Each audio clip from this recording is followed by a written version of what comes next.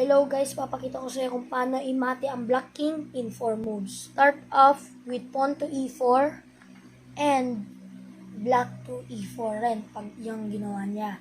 So, lagay mong queen to d5 h5 ganon. Ang gagawin nila ay ito. Huwag kang tumakbo. Okay lang yan. Dahil kainin mo to, na fork na sila. Check rin yung king. Tatakpan niya gamit bishop. Kakainin mo na ang rook. Pero mananalo ka na dyan. Mag-isip ka na lang kung ano yon.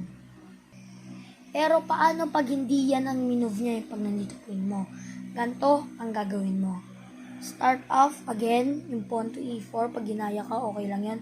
Gawin mo ulit ang queen mo. Pag naglaro ulit kayo, aalamin niya na naaatakihin mo to. So, ilalagay niya ang knight.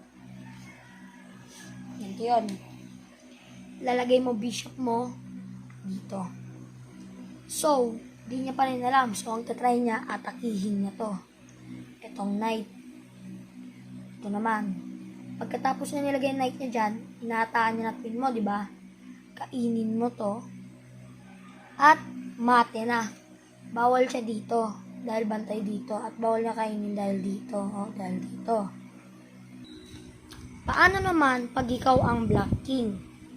So, uunahin talaga nila pawn to e4. Yan, kayahin mo rin.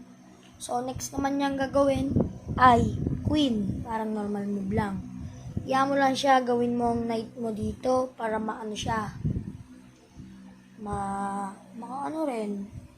Maprotektahan to. Next naman yatang gagawin, ito.